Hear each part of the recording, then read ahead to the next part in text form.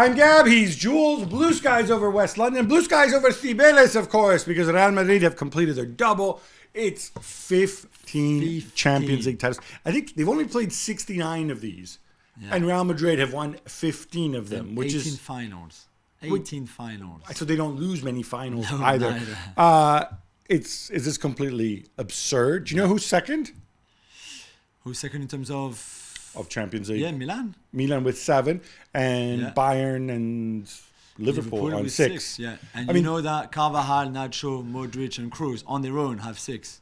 So as many as Liverpool in their whole history and Bayern Munich in their whole history, and just one less than Milan in their whole history. It's just incredible. This is the historical context, which is remarkable. But the game itself could have taken a very different turn. And I know, Liverpool fans feel that when they played against Real Madrid, they had the upper hand and they deserve more. Yeah.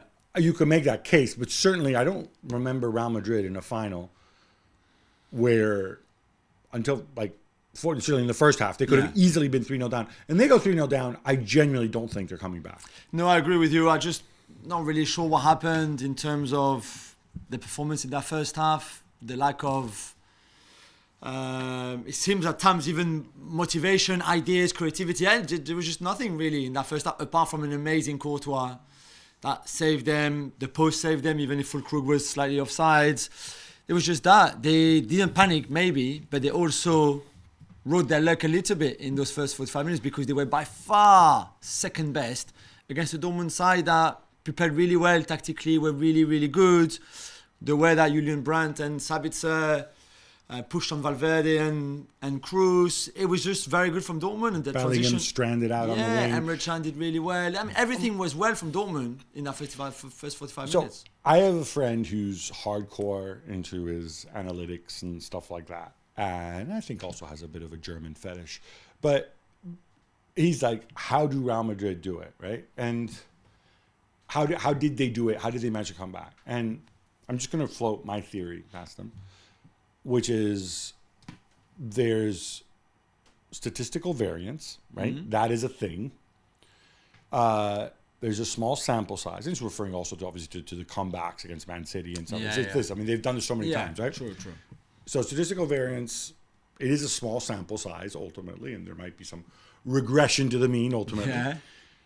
But also the fact that they have much better individual players. And if you have a much better individual player, you can throw your XG at me, but better individuals tend to overperform XG more so than bad individuals, right? All XG is the percentage chance that a shot from a certain position on the pitch goes in. Yeah. And obviously, if I have Rierson taking it, well, Vinicius is not a great, but maybe not the most clear. But if I have, I was going to make a simpler one. If I have Carvajal taking a shot as opposed to Rierson taking a shot, it's more likely Carvajal will score with the exact same shot. Is this all it is? Are we, or is there some mystique, miedo escénico, cool heads? No, I think there's there's a bit of that. There's the fact that they changed a few things at halftime, especially the shape out of possession. They go for 4-5-1 instead of the 4-4-2 that they had in the first half. That didn't really work. They were more aggressive in the second half. They were always going to be. They were never going to be as bad in the second half than they were in the first half. And then, as often in those kind of games, set piece was and also mistakes from the opposition were big things. So Ian Madsen makes 2 mistakes. It costs 2 goals. The corner routine that Carvajal scores on. There's another one from Carvajal earlier in the second half that his header, same corner from Kroos, from the same side almost goes in. There's one from Nacho later in the game, from the same side, Kroos for Nacho. So the way they had prepared for those set pieces and those corners especially was very, very good. But that's the difference in that second half. And even remember there's a chance for Fulkrug, a header on the flying header, a 0-0, like Courtois saved. It's minute 60. That you expect Courtois to make. Because it's not the best header either. Because you expect him to place the header better. Exactly. For a player like him, and it's still a chance. So it's just incredible. Camavinga said after the game, I don't know how we do it. And I think he's right in a way. We can look at all those explanations, tactically, the stats, everything. But there's also that part of mystique, like you said, that even them, the players, the Real Madrid players, not really sure exactly how they do those kind of things. So I made the analogy, which I was pretty proud of. So I'm going to bring it up again in my written piece. Is You watched the movie Pulp Fiction, yes? Yeah. You said that on the EFC show as well. I'm going to make it again. I'm going to go for the trifecta, right? Samuel Jackson and John Travolta go into the thing where like they have those dorky younger like drug dealer types. Yeah. And the guy comes out with a gun and just unloads the gun at Samuel Jackson, makes a whole bunch of holes in the wall, but somehow misses him. Yeah. That was Real Madrid at halftime. All right, Jules, let's break this down a little bit further. But I wanted to start with Borussia Dortmund and kind of where this leaves us, because you made the point on the FC show where you're standing there just basically in front of the Wembley Arch. Yeah. And you said, heartbreak. They threw it away on the last day of the season a year ago. They kind of threw this game away too with their bad finishing. This is a gut punch. I just really don't know how you recover from it.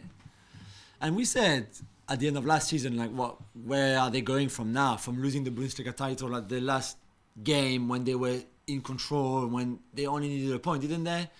For the last game, in a season where they, especially the second half, played well and deserved to win that title, and then they didn't. They bottled it massively.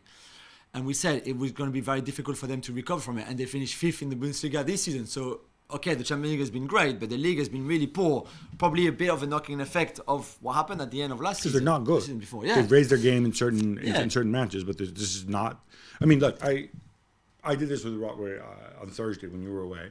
We did the tactical preview, and we played the combined 11 game. Yeah. Robbo 11-0 Real Madrid. Yeah. I thought was a little harsh, but are you going to go 11-0? I mean, I guess you could put the Mats Hummels that we've seen in the Champions League this season. I'm not talking about the Hummels that was on the bench at the start of the year. Hypothetical Hummels. Yeah, for Nacho, maybe, but that's pretty much it. Apart from that, I would have Mendy over Madsen, I would have Carvajal over Riessen, I would have Courtois as a goalkeeper, I would have everybody else then. I don't see an Emre Can or Sabitzer or Brandt taking any of the Real Madrid players' position. Yeah, maybe if it were February, you'd take Kobel over Courtois. Yeah, or Lunin certainly, yeah, maybe. No, But Courtois. Yeah, because he was injured. Yeah. But, actually, I thought Kobel made some really big saves in that period in between the two goals off the Camavinga and so on. And Kobel's the least. Kobel, actually, when we project forward Dortmund, Kobel, for me, is one of those sort of tent poles of the team where you can say, okay, I have Kobel. That is set. He can be one of my leaders. But elsewhere, Hummels and Emre Can, they're not going to get any younger. No. We're going to talk about Madsen and Jadon Sancho later, if they'll even be back. Yeah. Adeyemi, to me, I don't care how fast you are, he hasn't shown me anything. And there's a reason why Malin was playing at him, a reason why he didn't score in nearly a year. Yeah. Fulkrug has won me over, as you know. But yeah, me too, to be fair. Yeah, but he's in his 30s now, right? He's finished, yeah. Royce is going. Not finished, but, you know. No, but as in finished, as in you can't build around him. Julian Brandt just is always hot and cold. Yeah. Sabitzer, I think, has hit his ceiling. So it's not, It's not looking Bino Gittins. I know, they have a lot of work Duranville. But, how do I know Duranville's not going to be another Renier? Yeah, it's too early to say. Sebastian Haller, I think, showed his limits since moving there. So Moukoko is somebody, maybe. But again, I don't feel like he really likes Moukoko either. No, yeah. So there's a lot of work to be done in that squad. And again, to recover from this heartache. On the flip side, I want to go back to Bellingham. Because in the first half, to me, very obviously, he was shading over. And this is something that we've seen Real Madrid do in La Liga with some effect, right? Because he was the top of the diamond all the time. And then later, he kind of did Carlo talked about this, right? In the same way Zidane, when he was there, he was playing number 10, but then they lost possession and he would shuffle over to the left-hand side and not do very much, but he was still there, right? Yeah. Bellingham in this game did that, and I thought he was really ineffective. He looked like ineffective physically, certainly in the first half. I'm also wondering are you doing this to go and help Mendy with Riessen? Is this the idea? Sure, maybe, I'm not even sure. It just didn't work. Yeah. And then in the second half, as we said, they changed the shape. He basically became kind of the de facto center forward. Yeah, the first 9. It worked better, but overall, Bellingham did not have a good game. No, and to be fair, I know his season overall in terms of numbers had been great. Tremendous. But we've said there were times where he scored, but he had not Right. been good in the game before the goal or outside of the goal or an assist. And even on Saturday, the assist is a simple pass that you and I could have done to Vinicius on the left from that Madsen really terrible ball. There's nothing that Jude created himself. I still think he's obviously an amazing player. He's still very young. He's 20 an years old. incredible athlete. Yeah. Physically. I mean, I think what people don't see, and especially when you just watch on television, is everything he does off the ball. When Real Madrid have the ball, but it's not in his feet, all the runnings he makes, everything. And that's really impressive when you are in the stadium and you just keep your eyes on him. But yes, the second half of the season has been more difficult, I think, physically, the ankle injury, the shoulder injury. Maybe it's paid off all the efforts from the first half. It's funny though. I mean, this is one of the things about the sport, right? On a day when you expect Madrid's superstars to go and win the game for you. Yeah. Okay, Courtois is a legit superstar, Yeah, and that's why I think we both had him as man of the match for Yeah. Real Madrid. But in the end, Bellingham we talked about, Vinicius, I thought, he certainly wasn't the difference maker. I thought he worked hard in this game in the first half. He really... Other than, the only shot he took was when he fouled Kobel. And maybe also a little bit lucky if Kobel had been a little more theatrical or if he had been a little bit later. Kroos, we're looking for the big farewell. Didn't have a bad game, but certainly in the first half was predictable with his switches. And other people stepped up. Carvajal, obviously, with the goal. Yeah. Camavinga, I thought, was really good in the second half. Yeah, me too. I guess it's just Real Madrid have so many weapons. Yeah, I think they do, and they will have more even when Kylian joins now. But that's what they do, and it's just that the fact that they don't panic, and they know that if you don't take your chances, if you don't punish them, then they will eventually, like you said in Pulp Fiction, if you don't kill them off, which is true, they will come back and beat you, and they will have one chance. And we said that Carvajal corner, the Cruz corner for Carvajal, that they must have worked on so much, just goes in and that's it. The game is over. But even at halftime, we knew we had felt, okay, Dortmund had let their chance go now, and it would be Real Madrid in that second half. I felt that way because there was a little flurry at the start of the second half from Real Madrid putting pressure. Yeah, but then came the full crew chance, and I thought to myself, my God, these guys are going to get beaten on the counter. Yeah. If they push too much. Strange, isn't it? I mean, tactically, there was really not much from Real Madrid. The man in charge of the tactics, of course, Carlo Ancelotti. I know you love your substitutions to change games and stuff like that. What were you thinking when, minute 60, 65, 70, 75? There's no substitutions. Because it's 0-0, Gab. I think if they'd been 1-0 down, he would have made, like against Bayern Munich, for example. Remember, and we were both... You know what we would have said, though, if they lost that game? Because they were being out-muscled and they were losing the game physically as well. Yeah. Why not bring in fresh legs? That's, I think, if this hadn't worked out, that's what we said. We would have blamed Ancelotti for not bringing in fresher legs to give them more energy or so on. But you can also see the fact that you're still 0-0. Yeah, you've been under pressure. Yeah, you haven't been the best team. But you're still not losing the game. So keep that same midfield. And at some point, if you take Cruz off or if you take Bellingham off and you lose a bit of what they bring to you, Cruz on set pieces, Bellingham with all the runnings, all the activity, for example, you can't take Vinicius off. Okay, Rodrigo could have come off. The only possible substitutions would have been Joselu for Rodrigo. Yeah. To give you more, and you have Bellingham float around him. And Modric potentially as well. For Modric for Kroos. Logical because they like creativity. It would have been Modric or Kroos because you want to keep the creativity. Yeah. And maybe Brian for Valverde, although then you would have lost something there. Yeah. I thought it was interesting at 1-0 the substitutions that Terzic makes. When he brought on Malen and Haller, I think, with Malen the first and Haller, two, together straight away. And he took off Emre Can. Yeah. I thought to myself, dude, other than the fact that I don't know how often they played Haller and full crew together. But I said, even if you equalize, if this game goes to extra time, you're going to get killed. Yeah. Because you can't suddenly... It's one of those things about football, I always wonder, when people I get chuck on the attacking players, whatever, it's a natural instinct. But equally, you're making your team play in a way that they don't train for, that they never play, that they're unaccustomed to playing. And if you have to play another 30 minutes... I know. Final point on this, I think I don't, as you know my thoughts on the wonderful popularity contest that is the Ballon d'Or. There's people, and sometimes people see different games. We were talking about this before, right? Yeah. On the radio over here, you mentioned this to me. Bellingham, I'm not going to make you name names, but yeah, there were people in saying England Bellingham was man of the match. Yeah, they love this performance. It seems. Okay, I've heard other people saying, "Oh, surely Vinicius is now going to win the Ballon d'Or."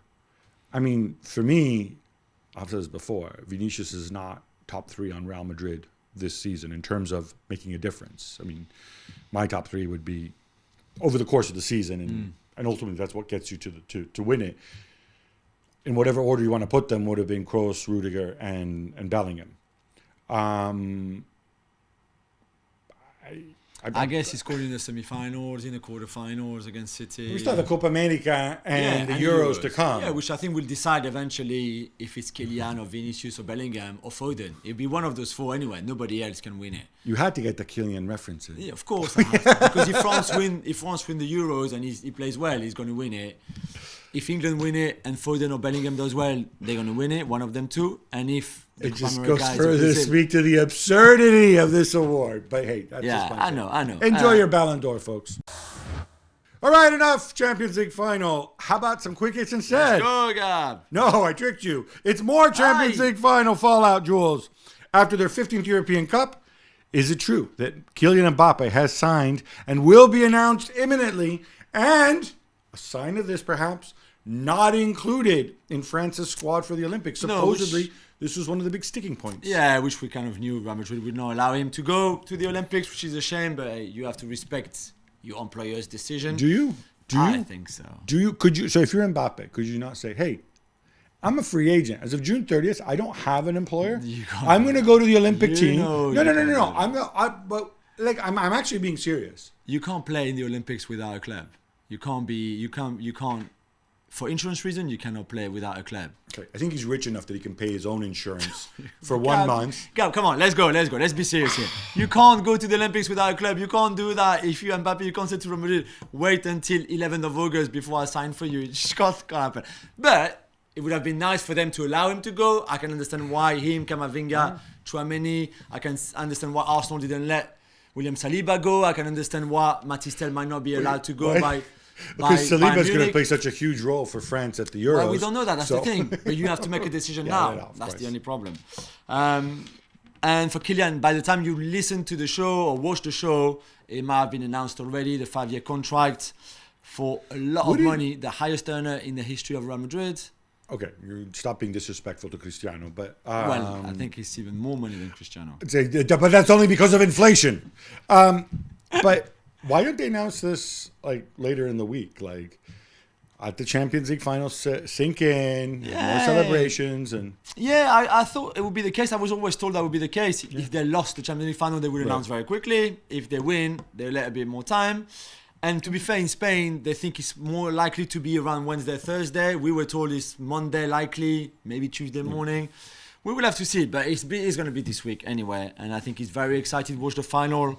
At Clairefontaine with some of his mates, very excited, and he bought Gareth Bale's house in Madrid, in La Finca neighborhood. Yeah. Does he like his golf? No, but hey, maybe they changed the garden into a football pitch instead of a golf course. I don't know. Bill reported back in May, Gabi, that Borussia Dortmund would receive an additional 25 million euros as a bonus clause from Real Madrid for the Jude Bellingham in the Jude Bellingham transfer for winning the Champions League. Do you believe that? No, I don't. 25 million for I don't, because look, I saw the outlets that were reporting this, or can I say this nicely, not my go-to outlets. It seemed that everybody knew about this, but you report something if you can confirm it's true. So I don't believe this is true for the simple reason that the way they reported it is if he wins a Liga title or a Champions League in the next 6 years, they get another 25 million. It's highly likely that Real Madrid are going to go at six seasons. It's unlikely Real Madrid are going to go 6 seasons without winning either La Liga or the Champions League. I don't know that it's ever happened in their history. So then it's almost like an automatic thing. So no, I don't buy this. Luka Modric, on the other hand, says he's staying, Jules. Oh. How big is this? Well, so to start with, as a football lover that we are, it's lovely that he stays. I just thought he was not happy with his role this season, that super sub, only coming on for a few minutes there and there. Now and again starting, of course, and wearing the armband, but overall more of a bench player, really. Yeah. At his age. And I didn't think he would want another season like that. But clearly, if he's staying, he must be okay if with he's that. staying, yeah, they've said to him, you're a super sub. And I think he's kind of enjoyed the super sub role a little bit more in the second half of the season. I think what's critical is, I made this point before, you go to Luka Modric, you only stay if you're as a club. And I hate to be mean, but you say, Luka, you've got 150 million in the bank. You're one of the highest earners at this club, right? We've lost Kroos, who's the other higher, really big earner. Yeah. If you stay, you're welcome to stay, but you're going to get a major pay cut. And you'll be happy because we have to pay for Mbappe and we have to balance the ball. Simple as. Jadon Sancho and Ian Madsen are on loan, both of them at Dortmund. Gab, what chance do you think they have to stay around next season? Okay, well, if I were mean, I would point out that, Madsen's performance in the second half of that Champions League final probably made sure that nobody else is going to come in for him now. So he has a release cost, I think it's reported around 40 million euros, 35 million pounds, something like that. I think Dortmund should exercise that clause. It's not a first option. I don't think other people are going to come in if he wants to stay. Yeah. I think Chelsea would be fine with letting him go. United would be happy with Sancho staying there too, but the issue there is wages. Yeah. So I think if Sancho stays, and I think it's very likely he will stay, it's going to be another loan. All right, Jules, we're not done. We got more quick hits. Yes. Bruno Fernandes agents are reportedly talking to big clubs around Europe, including reportedly Bayern. Jules, I'm sure it's just a coincidence that his contract expires in 2026. Yeah, and not long ago he said, hey, I want to feel value here, I want you to match my ambitions. And usually that means give me more money, give me a new deal. He's been Manchester United's best player, arguably, for the last 4 or 5 years. And I think he deserves that deal if he wants to stay and the club wants to keep him. I know you can look at Mainu and Garnacho and the younger players, Højlund, to build the team around for the next 10 years or so. But Bruno is very important to you, not just in terms of leadership, but also what he brings to the team. So I would expect this one to... It'll just be part of a contract negotiation. Exactly. Yeah, the only thing I would say is there's a number. First of all, I don't think he's going to have many takers out there because he is on Manchester United wages. And he's getting older. Obviously. He's getting older, and also he kind of does his own thing on the pitch, which, a lot of these very team-oriented scheme managers don't like. I just think it's critical that if United extend him, they extend him for the right amount of years and for the right bounce. Exactly. Otherwise, hey, Bruno, stay and play for your contract. Yeah. Lucas Paqueta has been cleared to play for Brazil in the Copa America despite his FA charges here in England for spot fixing and intentionally getting yellow cards in the Premier League. So I'm okay with him playing in the Copa America because you're innocent until proven guilty. Yeah. 100%, I'm fine with that. What is really interesting here is there's a newspaper report here in England that says, if you remember, there's 4 games they're looking at where they basically believe that he intentionally took a yellow card. Yeah. The most recent one was a game against Bournemouth at the very start of the 23-24 season. Yeah. It was still in August. He ended up getting a suspicious card in injury time, but apparently he had asked not to play in this game. And this was supposedly around the time that he was going to move to Manchester City. Right. After this game, the investigation starts, and obviously that kills the City move. Man, if you just said, I done my hammy, maybe there's a parallel history here where this never happens, or maybe he goes to City and ends up being, facing his legal problems there. Yeah. I don't know. Guess who's back? Back again. That's right. Just like Slim Shady. Jose Mourinho, who looks more and more like Slim Shady as his hair turns a graceful white. He's now the boss of Fenerbahce. Yeah, and he was welcomed like as a legend, as a hero. As a hero and legend he said, that he is. Your shirt is my skin now. Which was, an amazing punchline again from him. They had a great season, although they finished second. Obviously behind Big points total. Yeah, massively. I think just under the 100 points. So good squad there for him to go. Since January, I think he looked at other options. There was just not much for him, let's be honest here, apart from Saudi Arabia and Fenerbahce. Let's see, but if he does well, the passion and the support around him will be incredible. The Daily Telegraph, Gab, reports that Leicester City will likely start the 24-25 season in the Premier League now they've been promoted with points penalty that could run between 6 and 15 points. Yeah. That's a lot. That is a lot. Again, there's a benchmark. There's the size of the charges. If you're consistent, Everton, of course, could also start the season with a massive points penalty. I think the big issue here, as I see it, is look, if people get accustomed to this, I think this is a pain point now because it seems weird and the fans are angry. If it means that then clubs start following instructions, following the rules, know it's going to be enforced, they're going to operate within them, and we won't have this problem. Yeah.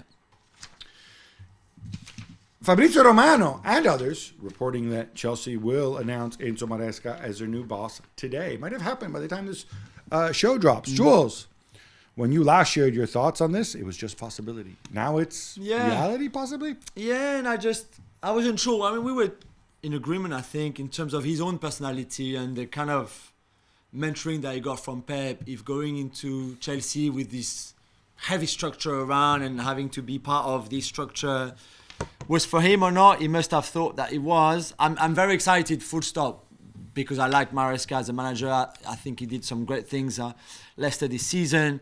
The step up from the Championship, even with a team like Leicester, to the Premier League is massive. We saw that with Kompany, who was great in the Championship with Burnley and then obviously struggled at Premier League level. So Chelsea is no Burnley. Obviously, the squad is a very good squad still, even if it's unbalanced. So I'm excited. I'm really excited to see them next season. I think the Europa League throws a curveball a little bit for him as well, because it's a lot then to play in the Premier League and then every Thursday in the Europa League and to get used to it. Well, he did it when he was at Man City. I guess, but he was a second or third assistant then. He's different. Second assistant, and he had a shaved head, just like the first assistant, just like the head coach. So, yeah, you know. I guess obviously, but you see what I mean. He's still like, if you see the Zerbi struggling a little bit to adapt and manage everything, I'm not sure about him, but I think he's great, and I think he's a great, bright young coach. So. Okay, I took issue with the fact that everybody seems to be reporting that he has a contract through 2029. Some even say 2030. I don't think that's right. There is no. You agree with me? I hope. There's no potential. Either there is some kind of break clause where they can say, it's a 6-year contract, but look, if we don't like you after 2 years, you're gone. Or there's some sort of preset compensation. There's got to be, right? Yeah, there's no way. Nobody gets 6-year contracts. Anymore. Certainly not at Maresca's level. Definitely. A court in Barcelona has ruled in appeal that Joan Laporta won't face criminal liability and the club cannot be charged with bribery of the Jose Maria Enriquez Negreira case. So is it okay now? They're all cleared? Well, Rosell and Bartomeu, of course, are still in trouble. Yeah. This is a super complicated legal issue. As I understand it, the club can't be charged with bribery. The club could still be prosecuted for corruption, breach of trust, and false accounting. So, corruption, bribery, I guess they're different statutes. I don't know.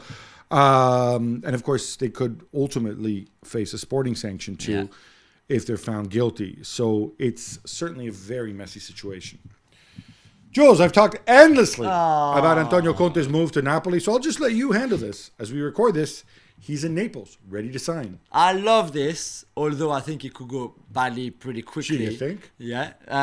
But the fact that they only have the league to play for, obviously, because they're not in Europe next season. The fact that we've seen him hitting the ground running very quickly with clubs. Remember what he did at Chelsea, of course. There's question marks over what players are still going to be there. Is Osimhen will be there next season? What about Kvaratskhelia, etc., etc.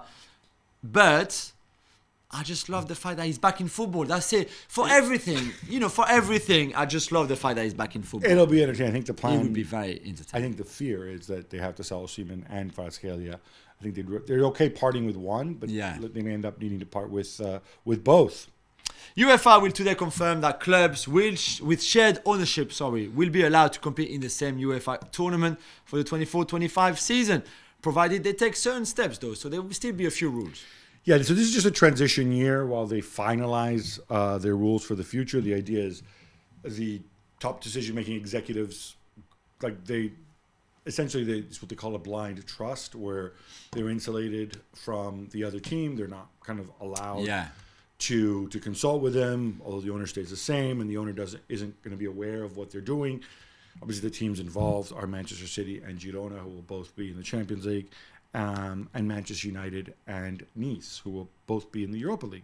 Back to the Champions League final, Jules. Real Madrid have complained that friends and family were not allowed to join in the post-game on-pitch celebrations by heavy-handed stewards. In fact, 2 people from Real Madrid's own security apparently getting into fisticuffs. They're given, for those who don't know, friends and family are given little wristbands so they can come on the pitch, and you can see, you always see the guy carrying the cup, but he's carrying like an infant on the pitch or whatever.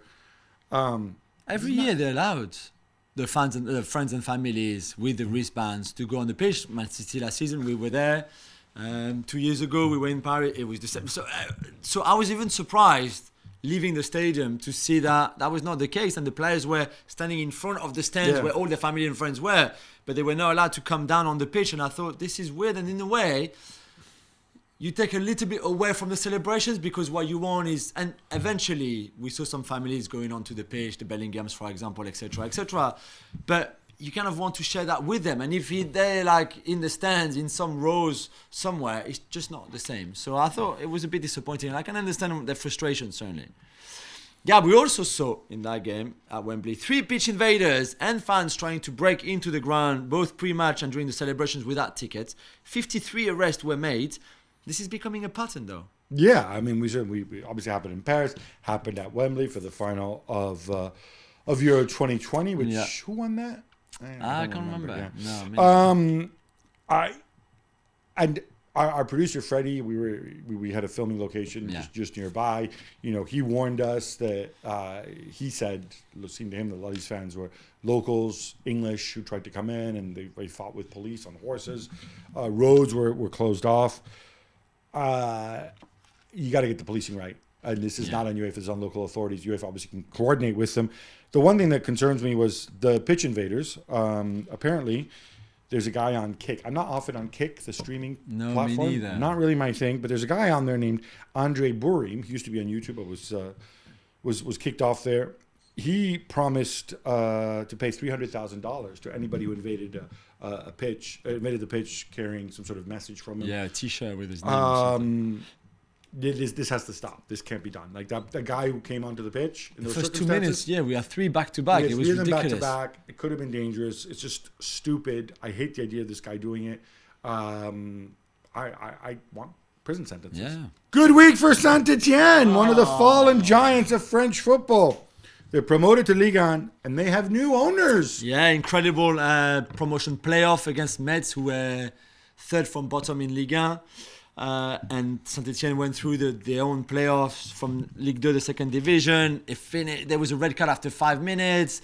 It was just an incredible game. They won it late in extra time, Saint-Etienne, to go back up. And then today, at some point on Monday, when we record this, it will be announced that the Canadian group Kilmer Sports Ventures, owned by Larry Tannenbaum, the billionaire, and directed by our friend Ivan Gazidis, the former Milan and Arsenal CEO. He's got a bunch of other former Arsenal alums in there. The guy Rosenfeld or Jason, Rosenfeld, and Husfami as well. Exactly, all 3 of them will then direct the club, lead the club once the takeover is done. I think it's good news for Saint-Etienne. I think Ivan certainly is a very capable CEO to have.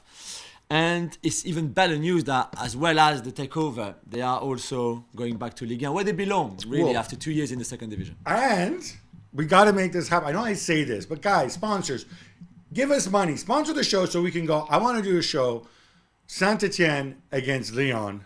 Gazidis versus Texas. Saint-Etienne against Lyon. There's close proximity. It is one of the great historical derbies. I don't know how many. Saint-Etienne have been gone now for a while, so it's 2 years. So 2 years in. Only 2 years. Okay, well, whatever. Feels like a longer time than that because Saint-Etienne have been bad for a long time. Yeah. We got to go and do the show from the derby. Amazing. Texter, please, John, come on. You invite us, right? We'll say nice things about it. No, we won't. We're not transactional that way. But yeah, no, I'm excited. Yeah. And meanwhile, Fiorentina, we know we're Atalanta in the postponed fixture that ends the Serie A season that was played on Sunday afternoon. But there's bad news for both Fiorentina boss Vincenzo Italiano and the Atalanta defender Giorgio Scalvini. Yeah, so Italiano is gone. He's been relieved of duty after reaching 2 European finals and playing some exceptional football. Yeah. It's a bit disappointing. I know in the end they didn't really see eye to eye. They want to start over. Raffaele Palladino from Monza is gonna take over. I don't expect Italiano to be out long. I think he's got so much to give. And I'm totally heartbroken about Scalvini. I think right now he is probably the second best Italian defender after Bastoni. Yeah. He can do it all. He's still very, very young. So rough for him. Italy, of course, also losing Acerbi as well. Looks like Federico Gatti is going to be called up into the squad. It's sad. ACL, yeah. In his ACL, he's going to be gone a long time. It's tough, man. The Mirror here in England reports that Mateus Cunha is a target for Manchester United. Jules, 12 goals in 32 Premier League appearances. Yeah. And guess what? A contract expiring in 2026. Uncle George at work. Am I too cynical? No, I agree with you completely. I like Mateus Cunha. That's not what Manchester United need right now. Your friend Anthony Martial is gone. Well, they're going to replace him with Mateus Cunha, who, did well this season. But before that, never scored more than 8 goals in a league season, I think, or a league campaign before, something like that. That's not. I know they don't have much money. If you're maybe replacing the Martial role, which is basically to never play, and when you do play badly, Mateus Cunha can. No, I'm just kidding. I'm kidding. Yeah, no, I think this is a contract. Yeah. Also, I don't know if they've decided, if they've not decided, if it's all going to be, Jason Wilcox led the future. But surely, before you negotiate whatever, you want to either tell the world that Ten Hag is staying, or tell the world that somebody else is replacing him. Juventus have officially pulled out of the European Super League and have rejoined the ECA, the European Club Association. Gab, who is left in the Super League? Real Madrid. That's what they booed. The fans booed Alexander Seferin when he came down to the pitch. That's part of it. It's funny, and I saw a report somewhere that I couldn't get this confirmed, but that the organizers A22 have said, the league will start in September 2025, on the same day that the Champions League starts that year. I'm like, okay, it's not going to be a big league. I don't know. They say they have all these teams that have signed up and that are willing to commit. Let's see. Juventus won't be one of them, apparently. No. Unless they really want to go and, pull a whole double scam. Double bluff. We got you. We're double agents. Francisco Javier Garcia Pimenta is the new coach of Sevilla. Jules, I guess they were impressed with Las Palmas staying up. Yeah, getting promoted the season before last, then staying up. Very good first half of the season, where I think they were top 10, and then horrendous second half of the season, by the way. I think they won 2 in 19 games. Pretty crappy football, too. Well, very good in the first half of the season, then they struggled. Well, effective football, but it's not. Yeah, good possession. He's obviously a La Masia product as a coach. He's not one of those clones, though. No, not really. Although they were still pretty good at home with the ball. I think they had the second or third highest ball possession at home. Something like that. It's just, I think Sevilla could appoint anybody they want. There's issues with the squad. There's issues with money. There's a lot of issues at the club lately. So let's hope that he does well. But I think there's a lot of work to do at every level for that football club next season. Joshua Kimmich has 1 year left on his Bayern contract. No surprise then that he's been linked with his old pal Ansu Flick at Barcelona again. Surprising it's come down to 1 year left on his deal, frankly. This shows you how quickly he's fallen. This shows you how, I don't know, guys, they really believe, Tuchel's not big on him. Yeah. And not a surprise link with Hansi Flick. Again, the usual thing, Barcelona, how are you going to pay for him? I'm going to throw this out, though, because Alex Kirkland and I did our Real Madrid keep and dump. We've been doing this series. Liverpool should be coming out soon. In the context of Real Madrid, where I think you have to think succession plan at left back, where Ferland Mendy only has a year left, and they've been linked with Alphonso Davies. They could bring Miguel back from Girona, which is what I would strongly consider doing. Or you could go for an attacking right back, where Lucas Vazquez and Carvajal are both in their 30s. I think some people are linking with Trent Alexander-Arnold, also a year left. I think you could do a lot worse than Joshua Kimmich, because whether he's right back in that role, whether he steps into a midfield position to give you some creativity and passing, he's not that old. He can give you a bunch of good years. I think it's something to consider if ultimately he wants to leave Bayern. But I'd like to get Vincent Kompany's views on this. Surely he won't want, Kimmich sounds like a Kompany type of player. But I'll tell you what, he goes back into midfield if Kompany's with Kompany, because Mazraoui and poor Sasha Boui's got to play at some point. Right?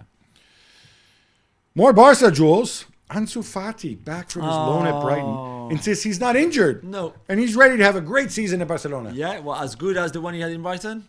I'm only kidding. He was injured in Brighton. De Zerbi, chaos. Yeah, we want to believe in him. We love him. So we want to believe that he can have a very good season, that he can kind of relaunch his career in a way. But the more time passes, the more we watch him, and the more it's not happening, the more we doubting. Obviously, Other problem is he's on big money. big money. There's a lot of competition in his position, of course. At least he's got a contract, so he's registered. Right. No, it's not the case of everybody in that squad. We'll see. Maybe Flick could work his magic around him and do something. If he has a strong, again. I think really the best scenario is he has a strong preseason, shows that he's fully fit and whatever, and you go Ansu Fati and Lamine Yamal, and then you're good, and then you can let the other, you can maybe sell Rafinha for cash, and not re-sign the guy we're going to talk about about next. Because reporting Marca, which is a Madrid newspaper, we know that, but they report that Flick wants to keep Joao Felix at the club. What do you think? Oh, this is where I get all mischievous and conspiratorial. Marca, as you know, are from Madrid. They're close to Real Madrid and Atletico. If I am Atletico Madrid, if I'm Joao Felix, if I'm Berta, I love to plant this story. Yeah. Because I don't want Joao Felix and his salary and Uncle George. I don't want these guys back in my club. No. Very, very simple. Say, Flick loves them. And then maybe there'll be some popular uprising in the streets of Barcelona saying, Laporta, keep Flick. You have to keep Joao Felix because Flick likes him. And, people are going to ask Flick the question. What's Flick going to say? No, he's not going to say, no, I don't like Joao Felix.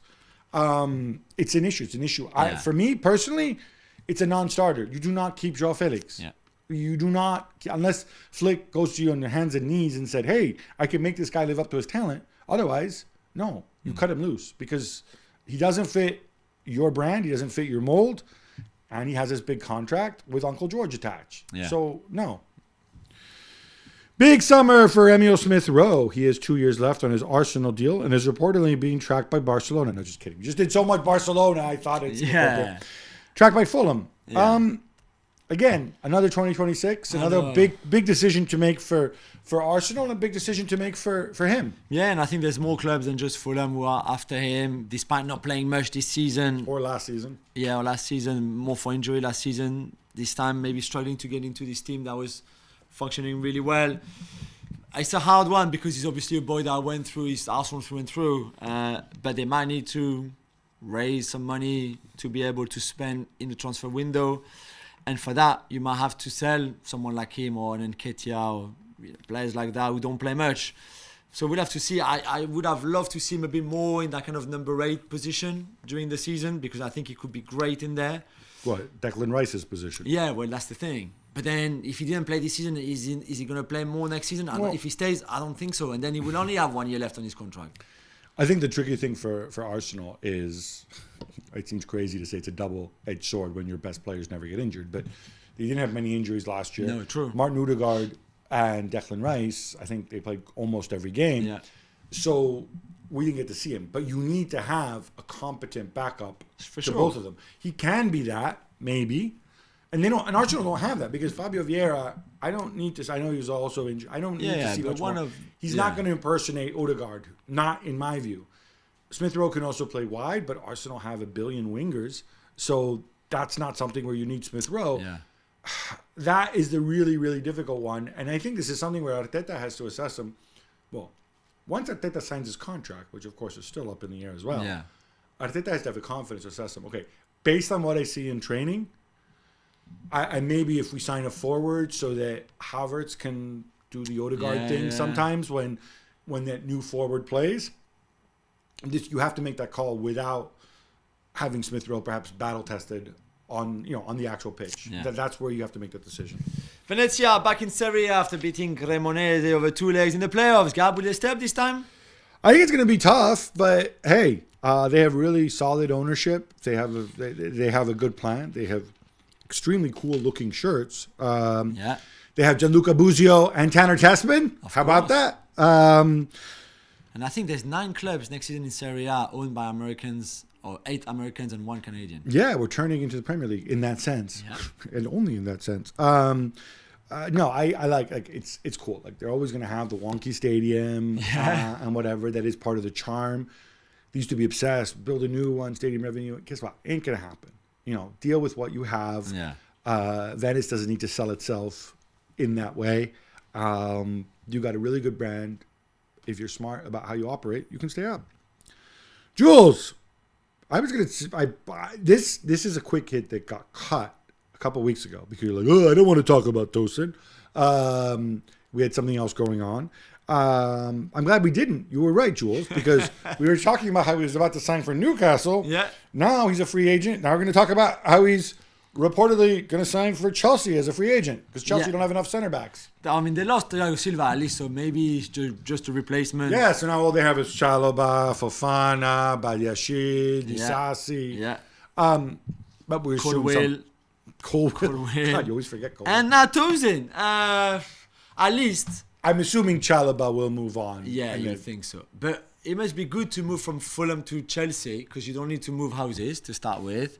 It feels like an upgrade, like you've been, you go to like a bigger club, which it is, to be fair. So that's cool. Instead of moving from London to Newcastle, here we go. I would argue, with all due respect, that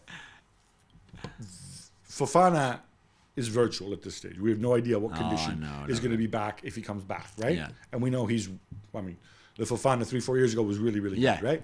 Thiago Silva is gone. Yeah. Chalobah, I think, if they need to balance the books, although, again, this is somebody who for 6 months didn't play, and then he played a lot after that. I don't know who... I mean, they're convinced they can shift these players because they're on low wages. Maybe you can. Badiashile seems to have regressed. And Disasi, Gord seemed to be his biggest fan. Oh, Disasi can play right Paris back. born and bred. That because he's Paris born and bred. I think Disasi can play like bouncer, right? He can for sure. So if Colwill comes back, fine, you got one. He will, yeah. But are you a Tosin guy? Not really. No? No. All right. Not the biggest fan. I won't lie. It's not just about the UEFA Champions League, Gab. We have new champions in CONCACAF too, because Pachuca beat the Columbus Crew 3-0. I mean, it could have been 6 easily too. Yeah, this game was pretty one-sided, but how nice was it to see Salomon Rondon? Remember him, Everton fans? Oh, God, big and strong, and Rondon scored 2 goals, Macias adding another. Tell me something. Why is this final not played on neutral ground? Because Pachuca plays, for the people who don't know, in altitude, 2,500 meters, which a bit like when you play away in Bolivia, if you're not used to it, to play in La Paz, you will struggle. And like a Champions League final would never be played at one. Sometimes it can be played at one of the stadiums, but you see what I mean? Why in this case not? I would argue that it's because the teams that are most likely going to face each other in the CONCACAF Champions, it's a Champions Cup. Yeah. Are going to either be most likely an MLS team and a Liga MX team, or 2 Mexican teams. Maybe if you had 2 Mexican teams, maybe you could do it. Mexico are dominating this competition. They are dominating it. But otherwise, what you're going to play in a third country where you're going to make them go and travel to El Salvador to play in the final? No, because nobody's going to watch it. But like you have to play this in Canada every single year. Yeah, but that's a huge advantage to play, at Pachuca. Considering the difference that he makes, that's all I was saying. It didn't feel like a. It is, but this is the problem when you have a confederation where you have 2 massive heavyweights and maybe 1 junior welterweight in Canada, and then you have a bunch of little flyweights. And but all that's going to change because I reported this with Robbo. Greenland have applied to join CONCACAF. Really? Yeah, you missed this because you were away. Yeah. That moves them. Maybe they'll have a final in Nuuk. West Ham are pursuing the other teenage sensation from Palmeiras, Luis Guilherme, in a deal worth $30 million. Jules, are you a fan? I think it would be a great move. I don't know if he's ready. It's impossible to tell. Same for Estevao, like it is for Hendrik. Although Hendrik seems more advanced in his career. But like he was for Rodrigo, like he was for Vinicius, like he was for all those very young Brazilians coming over. But certainly he looks like an incredible talent. And he might adapt very well, very quickly. He might not. We don't know yet. But it's one of those that at 30 million, if you're West Ham, I think you can go for. You can afford. It's not like you're spending 60, 70 million and it has to work.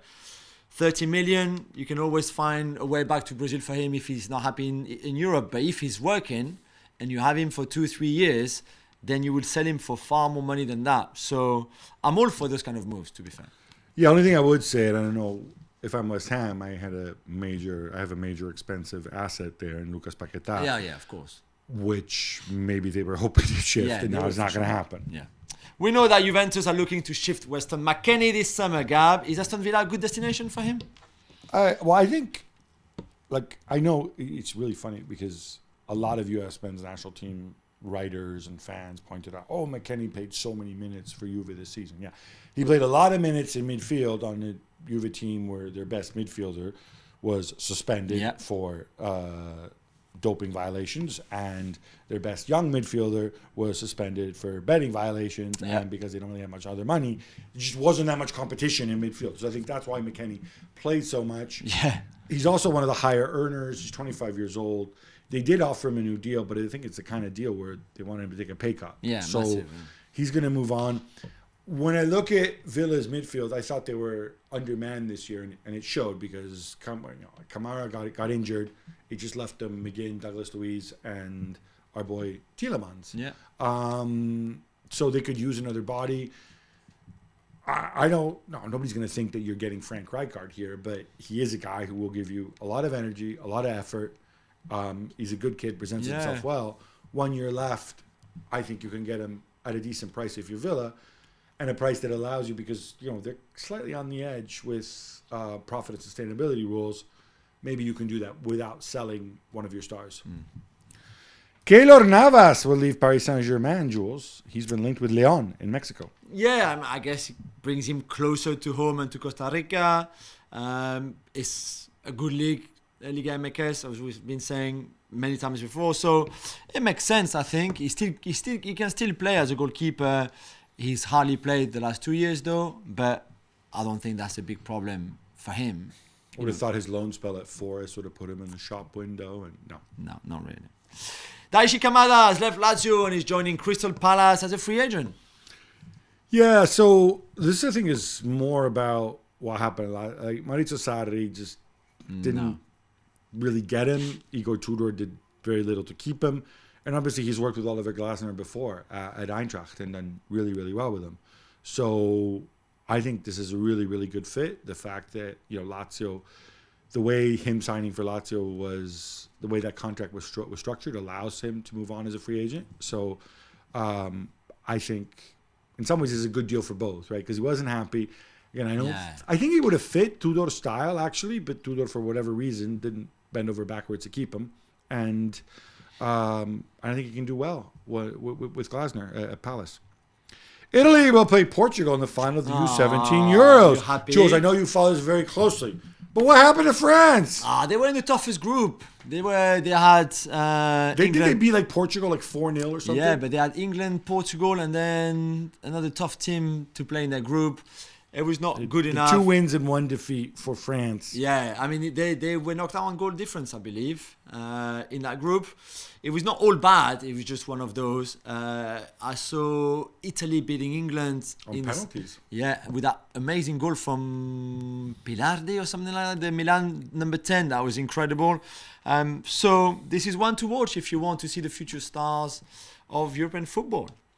Although U17s, I always wonder, like, how much... I always tell myself, I want to do a story about this, like, go back to see U17s. You know how many hours I spent looking at all the past Euro 17 and World Cup under 17 and how many actually make it. To see who was the top goal scorer or the best player in those tournaments. You realize how difficult scouting is. Yeah. Like, because so few of those guys actually go and make it. Yeah. Marco Reus is one of your favorite players, Gab. We know that. Would moving to the LA Galaxy be a good choice for him?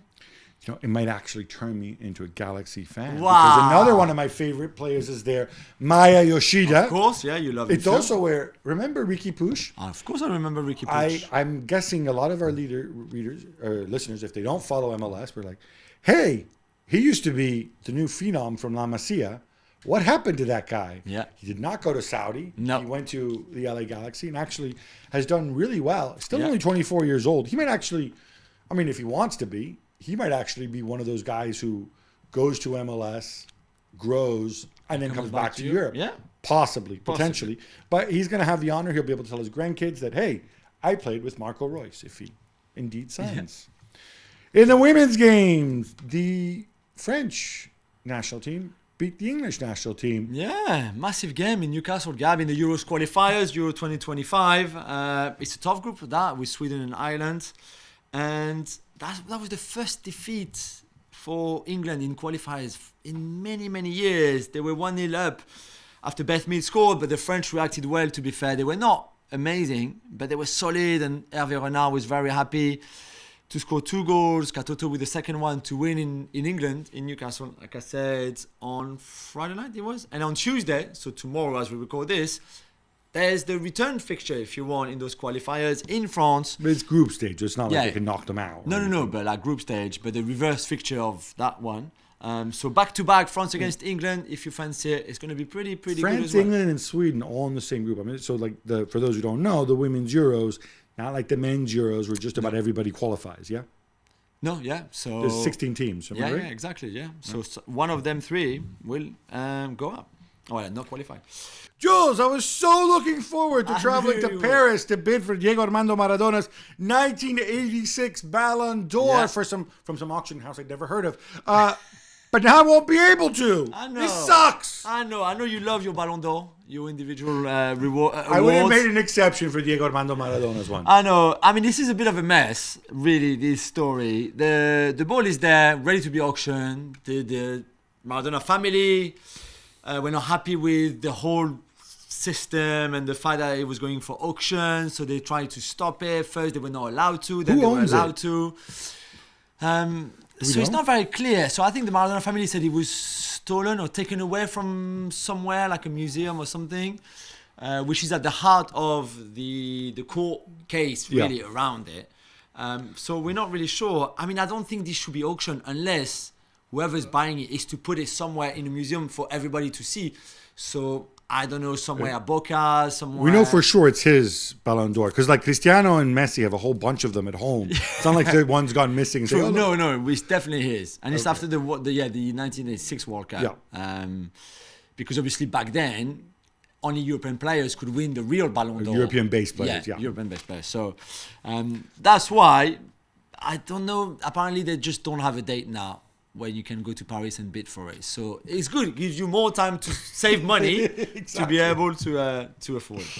Gab, who is Mattia Almaviva, and why are we talking about him? Because it's a sweet story. You remember Francesco Totti's final game for Roma in 2017.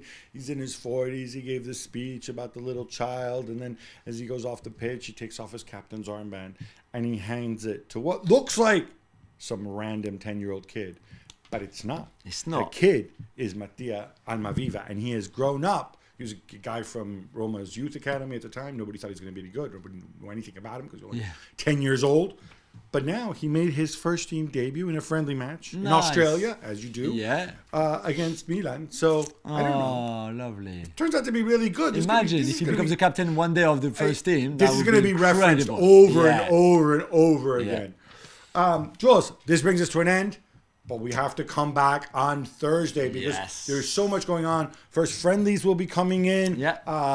Maybe Manchester United will figure out what they could do with their new manager. Yeah, some new managers. Maybe Maresca will be announced at Chelsea, for example. Plenty to look forward to. Until then, love the game, love your neighbor, love yourself.